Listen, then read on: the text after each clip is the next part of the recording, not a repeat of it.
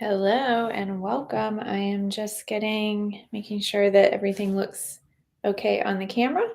I am gonna grab my supplies and then I'm gonna get started on my new project. It's actually a continuation of what I worked on Monday with you guys. So let me grab my materials and we'll be set and ready to go.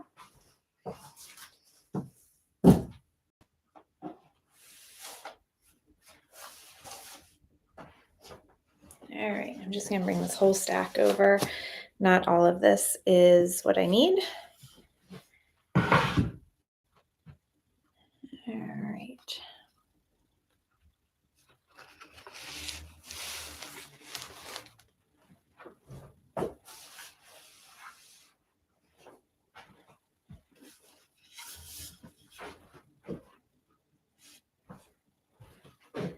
All right, so these are all the garden journals that I prepped the pages for on Monday, and I put some covers on them, and then I have had them pressing for the whole week.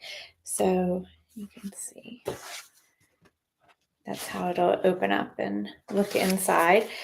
So what I need to do today is sew them all together and then put them back to press. Again, I'll do some sort of decorative design on the front cover, but I don't think I'm going to do that today.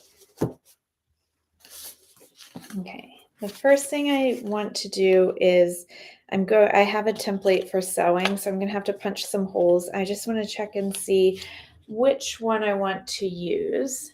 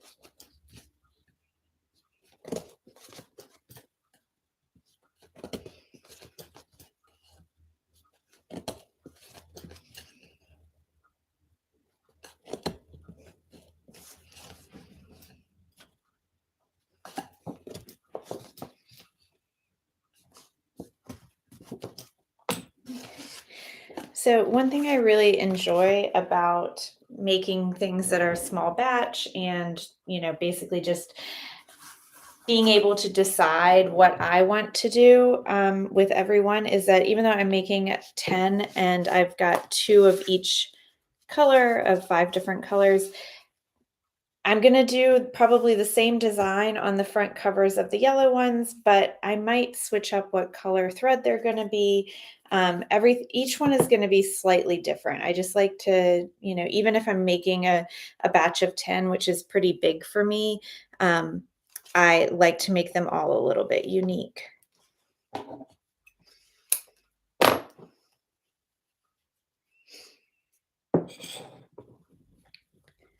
All right, so I'm going to be doing a chain stitch on this, and there is a tutorial here on my YouTube channel if you want to learn how to do this one.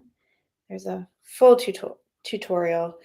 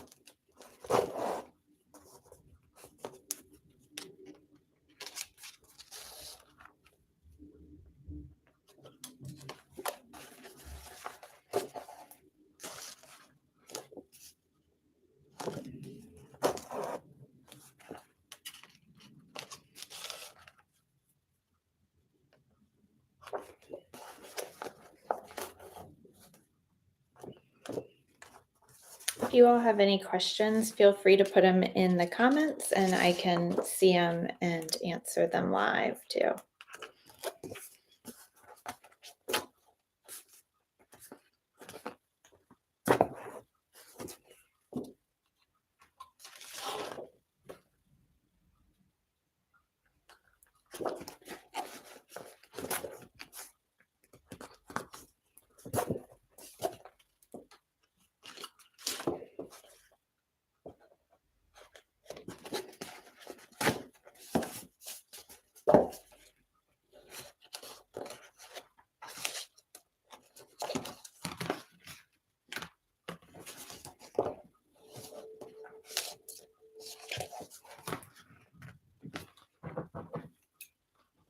All right, so the first one is sewn.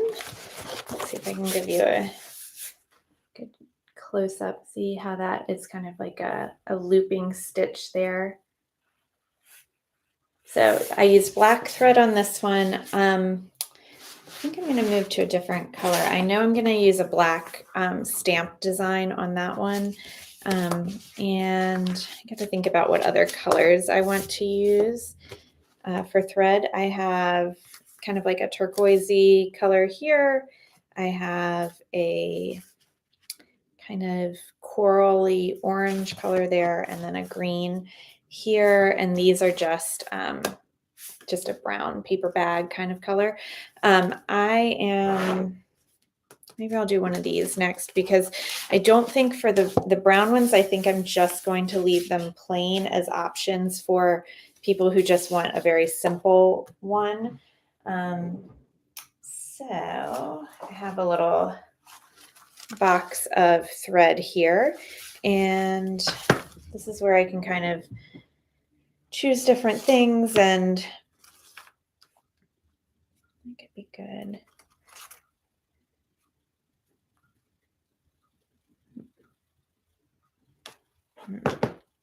A lot of times I like to use this darker green with the brown. I think I'll do one of these with the darker green since it is a garden journal.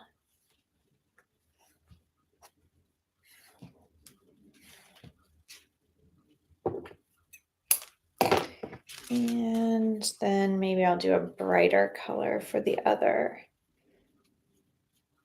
brown one.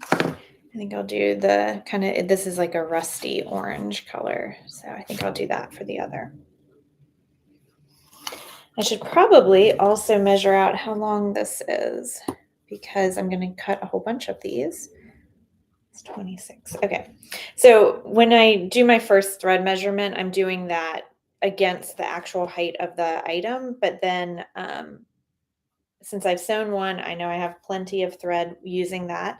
I can then just measure it against my cutting mat and know that all of my other ones need to be that same length.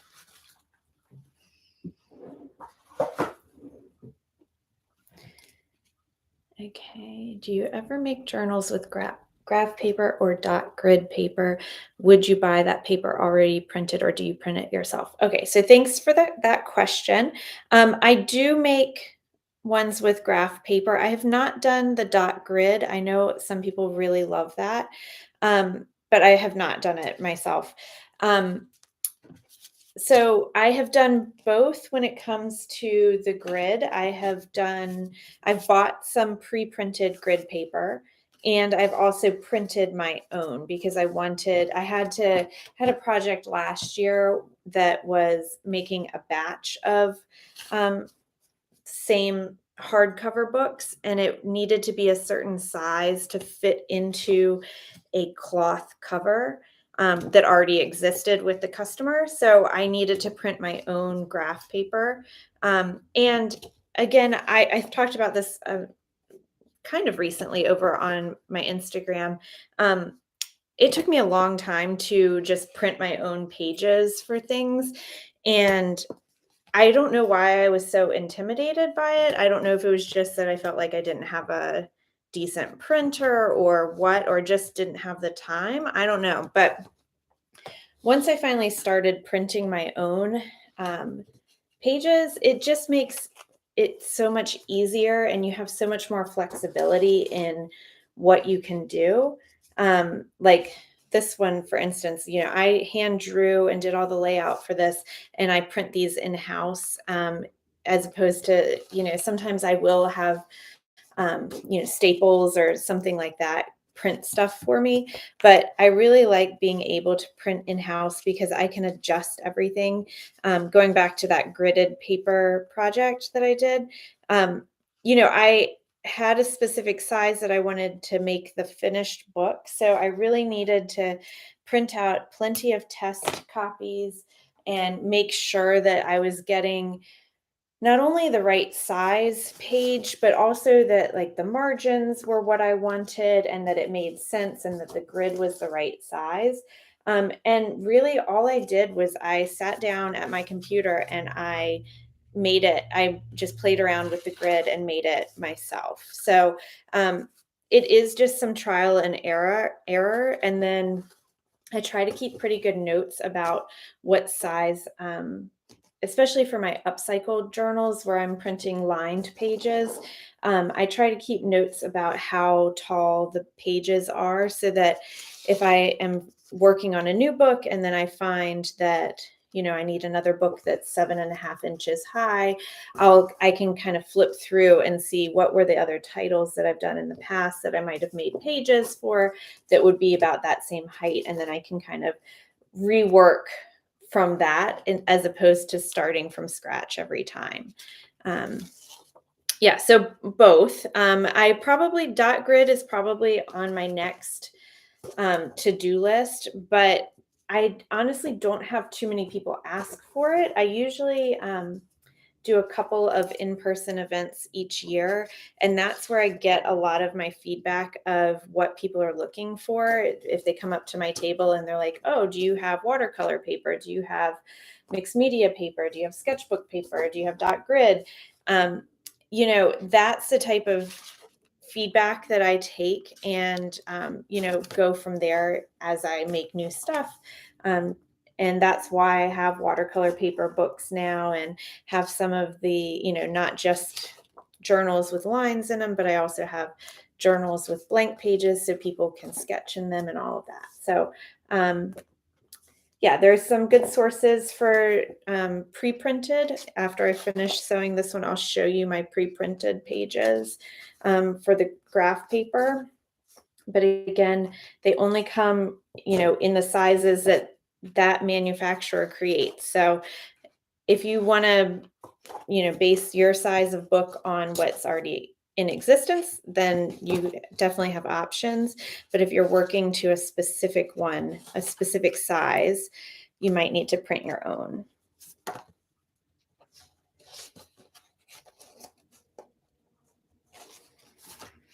Okay. All right, so another one is done. Let's see if I can you see that one. It's got the same little thing. Again, if you just joined, this is the chain stitch, and there is a full tutorial here on Instagram. I mean, not Instagram, YouTube, of that. So let me show you the gridded pages I have. So these are the pre-printed ones. This is a size, it's like a medium size, and I like it. However, I will say these are the paper is fairly thin. So that's another reason why printing your own might make sense for you. It just might make, I don't know, it's just you can get a nicer, thicker paper depending on, especially on what people are interested in doing with it at the end. I know that paper in particular doesn't do very well with fountain pens. So it has to be more of like an everyday ballpoint pen situation for that. So if you know that your user is going to be using a fountain pen or markers or something like that, you might want to print your own as well on a heavier paper.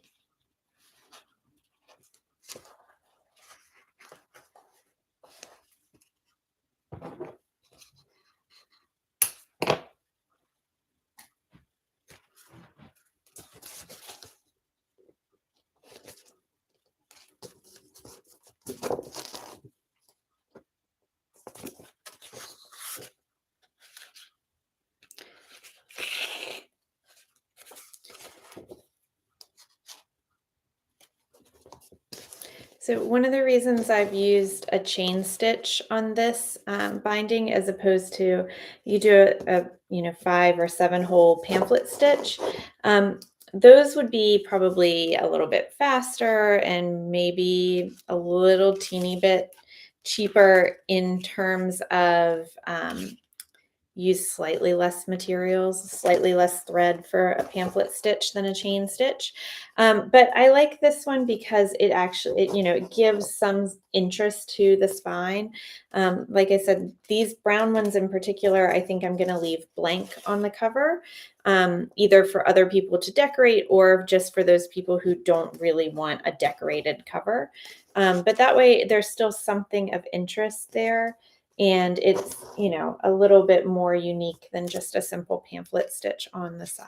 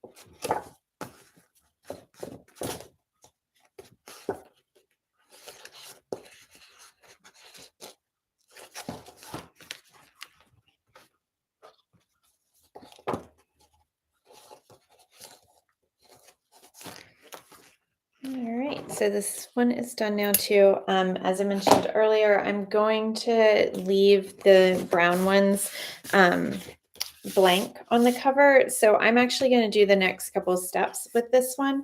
As you can see, the pages are sticking out from the cover a little bit, so I need to trim that down. And then I also want to round the corners on these and see how I like it. And that way, if I like it, I'll go ahead and do it on all the others as well. I feel like rounding the corners on your notebooks, it's not something I've done a ton, but it kind of just adds to it. And just, I think, makes it look a little bit more finished and nice. So let me line this up and see. I think I have plenty of margin here.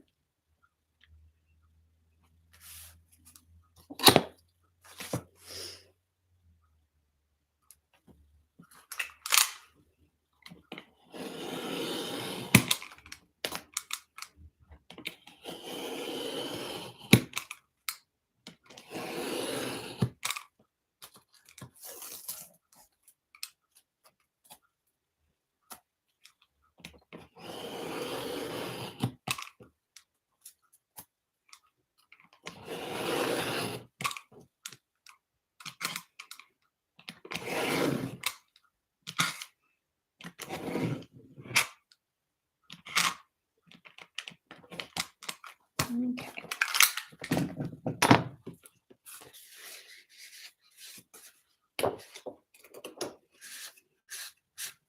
All right. Yeah. I'm going to use my corner rounder. So this is a vintage machine. I got it from eBay because there were new ones that you could find on Amazon, but I wanted something. I've gotten burned by Amazon tools in the past. So I wanted to go with something vintage because I don't know. I just feel like it's better quality. That could be, untrue. But anyway, I went with a vintage one. It's very squeaky, so bear with me. Okay.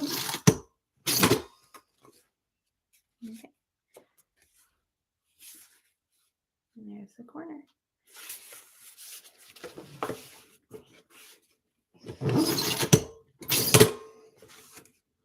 Yeah. First one had like a teeny tiny little side that didn't go all the way through. So I'm just going to use my scissors to trim it off, but everything else looks good. So this one is done, and I think it worked pretty well with the corner rounder. So I'll probably do that on all the others.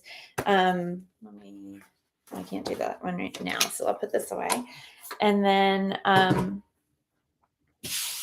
get back to sewing, but I will, even though this one is technically finished, it will go back and go under weights and be pressed just to help keep it a little bit more flat. You can kind of see how that cover wants to pop up a little bit now. So it'll press under weights probably for another 4 or 5 days, depending on when I need to deliver these to the customer. So it'll get pressed at least for a few more days, maybe even up to a week. So I'll put that in the pile of totally finished. And let's see, let me choose one more to do here. So again, if you have any questions, feel free to put them in the comments. It doesn't have to be about what I'm working on right now. It can be other bookbinding questions. Whatever you are interested to know more about.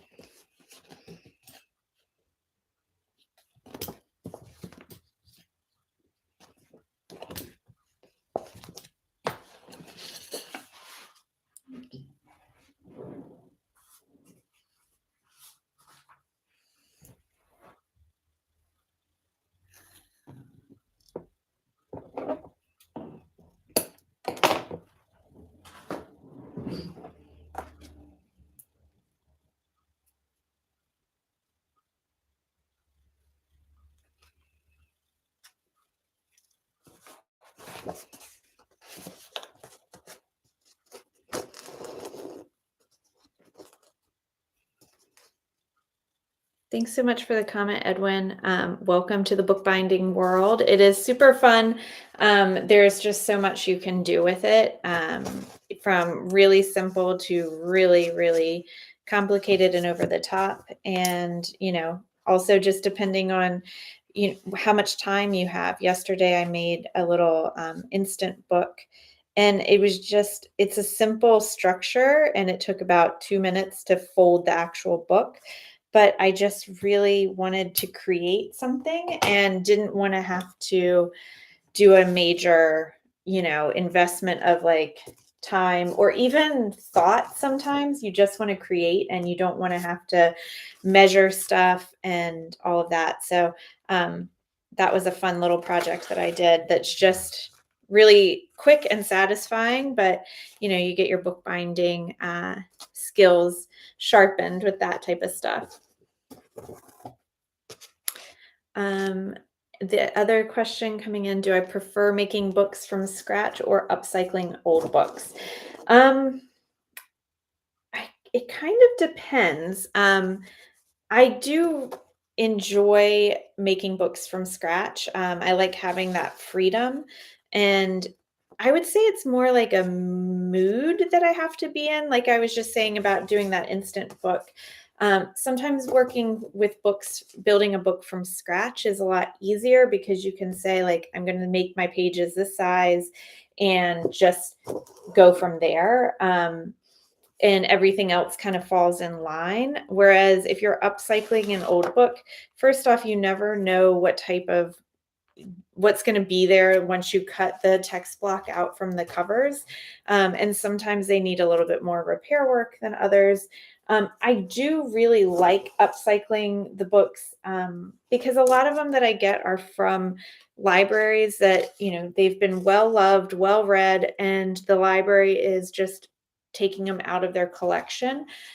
Or they are ones that are headed to be recycled. So I like that I can divert some of these fun books from being recycled or going into the landfill, and then bring them back to life. And I get to be creative. But because you're working with a fixed cover size and a certain type of pages that were originally in there, if you want to reuse any, um, they're almost a little bit more constraining. But that said, you can still, do quite a lot with them. So I would say it's kind of 50-50, and just really depends on what mood I'm in. Sometimes it's like it's easier to have start with an upcycled cover, because then all your measurements are just based on that, and you don't really have to be too creative about the actual structure.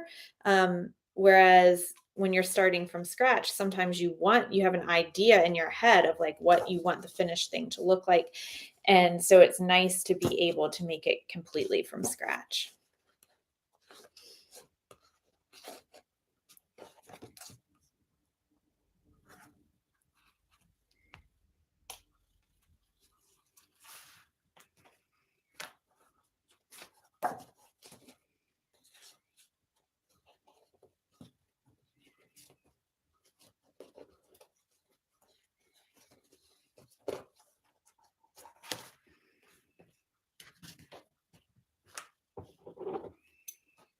All right, so I'm going to stop there on the live stream today. I will continue to keep working on these books and doing the same thing of, sewing them up, punching the holes, trimming the pages, rounding the corners, and then I'll get them all into press, and then they'll be ready to go out. Actually, no, they won't. I have to do all the cover design. So I'll talk about that real quickly, and then I will sign off. So I have a bee stamp that I really like. And I'll use that and emboss the cover. But I want to get these pressed again before I do that, because I don't want the embossing ink and stuff to have to be under weights after I do it. And then for the green ones, I bought a kit to do like a lino cut stamp. I've done some of those in the past, but it's been many, many years. But I'm thinking I might do some sort of leaf pattern that I would make my own stamp for, that would be bigger. So that may be my live stream next week. We'll see. I will definitely live stream onto YouTube at some point next week. It may be earlier in the week or again on Friday, just depending on how things are looking for next week. But thank you so much for tuning in and for asking questions. I hope this was helpful and interesting. And yeah, I hope you'll tune back in next week to see what I'm working on then. Have a great day and a great weekend. Bye.